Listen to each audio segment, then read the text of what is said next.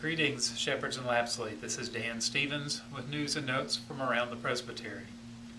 Just a few minutes ago, I was in the very first meeting of our Presbytery's New Church Development Task Force. This is a task force that the Development Division has appointed to develop a foundational statement, a vision, and a more concrete process for how our Presbytery will go about developing new churches, new communities of faith. This is an exciting group of ruling and teaching elders from all around our Presbytery, and they'll be working over the next several months through a discernment process and also looking at many resources from other presbyteries and even other denominations to put together a faithful plan for how we'll move forward. One of the things that we've already discussed are the two major shifts that we believe are happening in the world of new church developments as a whole, and also that need to happen here in our own presbytery.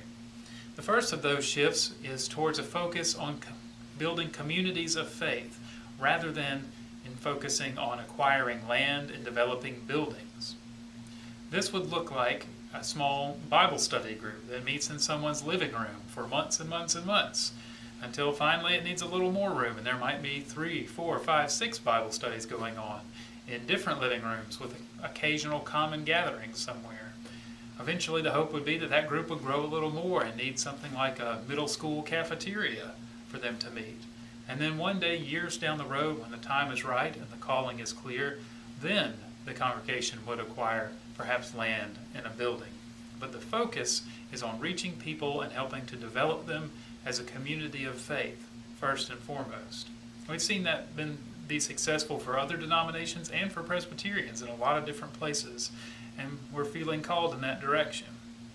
The second major shift that we've already been talking about as a group in our New Church Development Task Force is the shift towards making sure that our congregations, our existing congregations, are directly connected with all the new church developments we may pursue.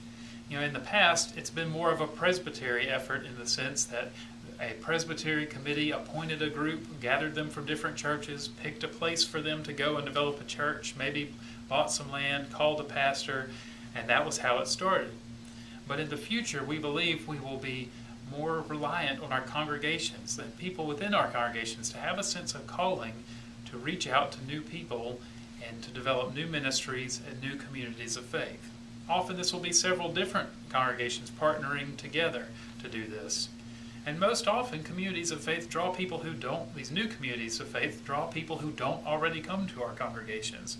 So it doesn't have to be something that tears up an existing congregation, pulls out some of the most energetic members, but it does connect us in a missional way with these new churches.